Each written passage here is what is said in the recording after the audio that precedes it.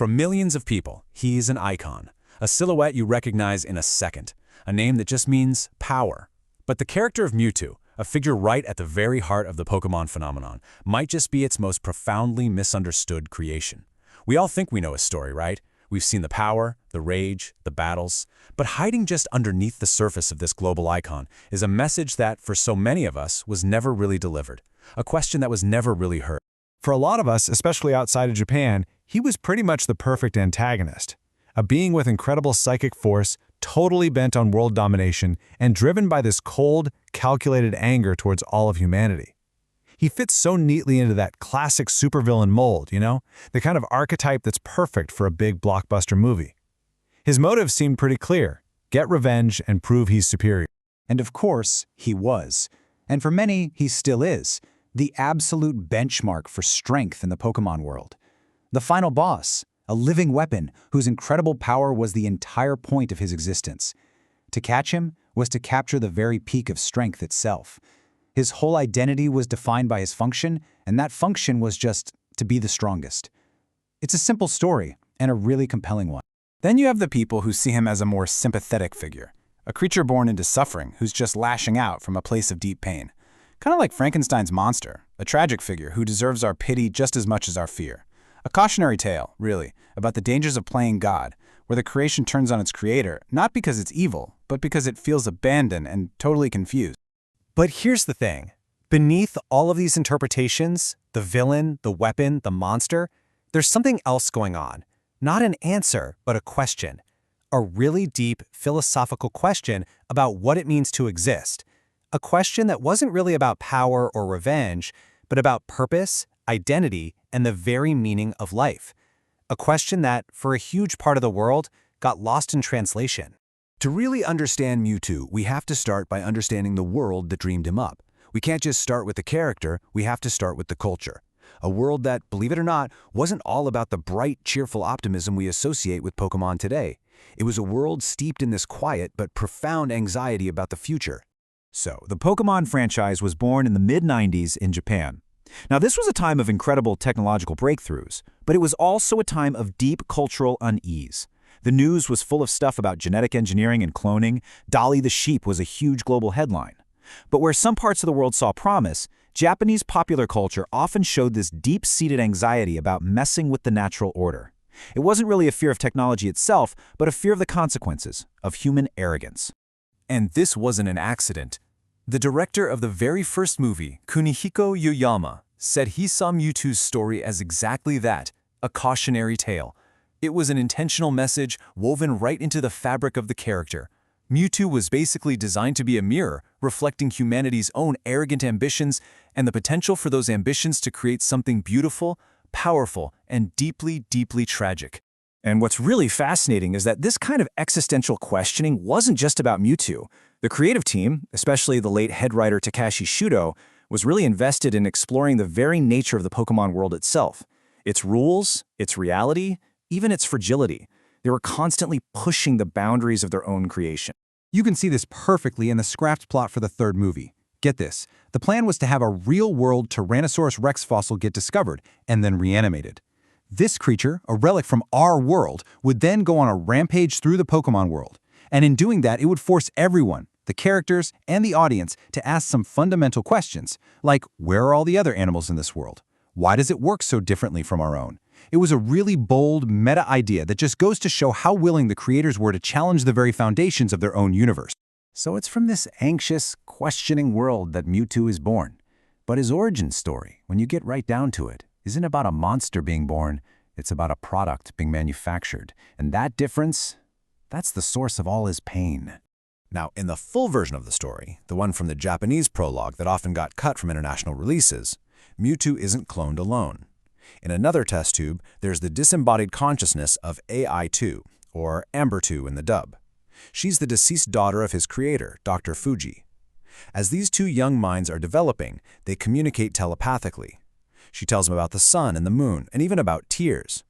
She's his first friend, his first teacher, and tragically his first experience with loss, when her fragile mind just fades away, leaving him completely alone. And that right there tells you everything about Dr. Fuji's real motivation. He wasn't some mad scientist hungry for power. He was a grieving father, desperately trying to use cloning to bring back his child. Mewtwo wasn't the goal. He was just a stepping stone, a proof of concept for a technology that Fuji hoped would fix his personal tragedy. From the very beginning, Mewtwo was a tool. His existence was just a means to an end. This whole situation frames Mewtwo's entire internal conflict. See, natural life is born simply to be. It has inherent worth. But Mewtwo, he was created for something. His value was conditional, tied to his function, first as an experiment, then as a weapon. He wasn't born, he was built. And that distinction is so central, especially in a culture that often grapples with the pressures of being useful and fulfilling a specific role. Mewtwo is the ultimate embodiment of that pressure. And this worldview is just perfectly laid out by the antagonist, Sakaki, who we know as Giovanni. After Mewtwo destroys the lab and goes looking for answers, Giovanni offers him a partnership, but defines his value in the coldest terms you can imagine. To Giovanni, a Pokemon's worth is only measured by how useful it is to humans. It's an object, a resource. He doesn't offer Mewtwo a life, he offers him a job, a function. So, this is the crucial point. Mewtwo's rage is not the monologue of some power-hungry villain. It's the desperate, agonizing cry of a conscious being rejecting the identity that was forced on him. He's not evil.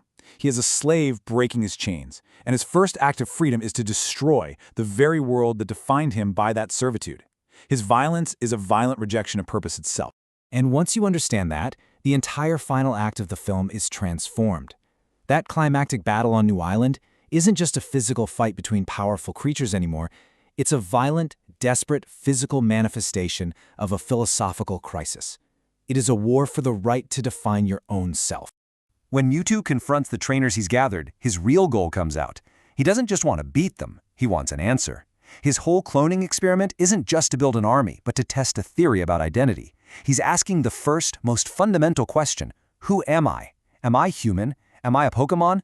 Or am I just something else, an aberration with no place in the world?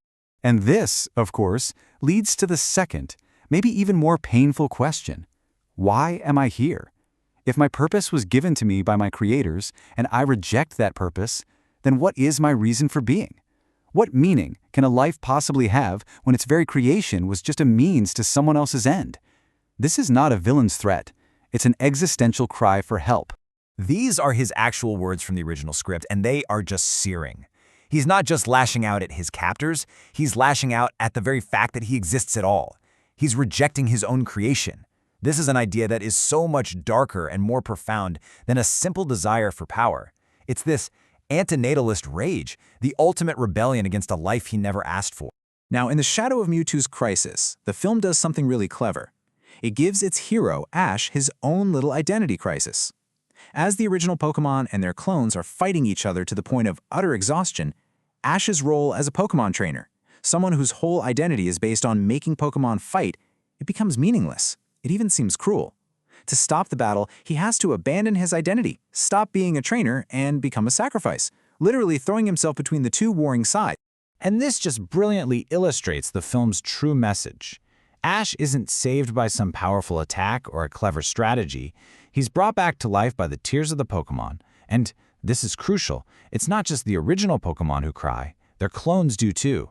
In that single moment of shared grief, all the distinctions just collapse. Original, clone, human Pokémon, they're all united by the same essential capacity for sorrow. Life is life, and where it comes from doesn't define its ability to feel.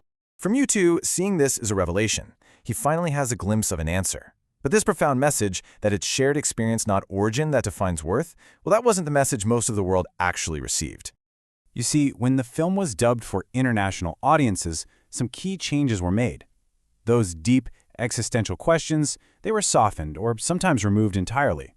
Mewtwo's internal monologues were rewritten to sound more like a generic plot for world domination, and the complex theme about the inherent value of life was simplified into a much more straightforward moral: fighting is wrong. The two versions tell the same story, but their souls are fundamentally different. Now, it's easy to look at this and just call it censorship or dumbing it down for a different audience, but it's more likely a reflection of a deep-seated cultural difference in storytelling.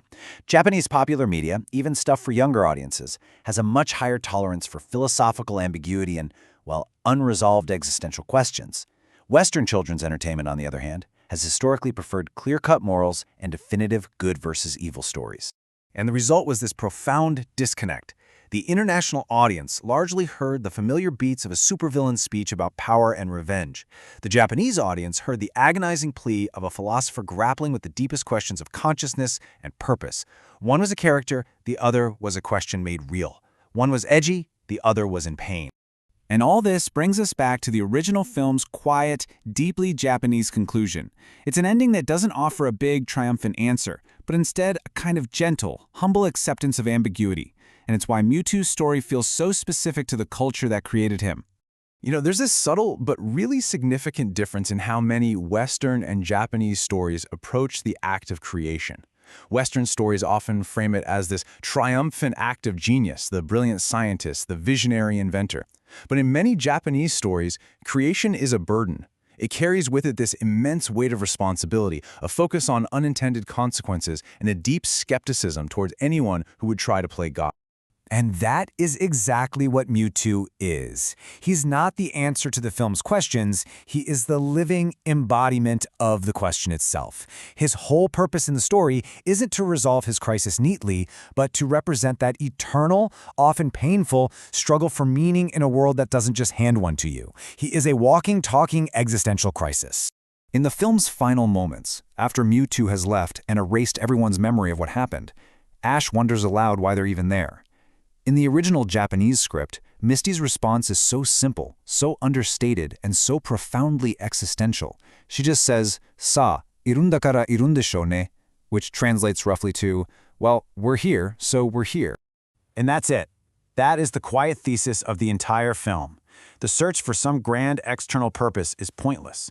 The answer to why am I here is simply, you are here. Existence comes before essence. Life doesn't need a reason from an outside source to be valid. Its value is inherent in the simple, unadorned fact of its being. It's a conclusion that's both profoundly comforting and, at the same time, a little unsettling. And with that understanding, Mewtwo's final act of erasing everyone's memory takes on a whole new meaning. It's not about hiding or running away. It is an act of grace. By removing the memory of the conflict, he allows everyone, himself, his clones, Ash, and the others, to move forward without the burden of their origins, without the labels of original and copy. It's a metaphorical rebirth into a world where they can all just exist, without judgment. 25 years later, Mewtwo endures as maybe the most compelling character in the entire Pokémon universe. Not because he's the strongest, but because he's the most human. His immense power is a spectacle for sure, but his pain, his search for identity, for purpose, for a place to simply be, that's a universal condition. He holds a mirror up to our own deepest anxieties about who we are and why we matter. In the end, the darkness of Mewtwo isn't the darkness of evil, or destruction, or villainy. It's the quiet, intimidating, and necessary darkness that we all have to enter when we look inward. It is the profound and sometimes unsettling act of self-reflection, of asking ourselves the same question he could never escape. What is my place in this world?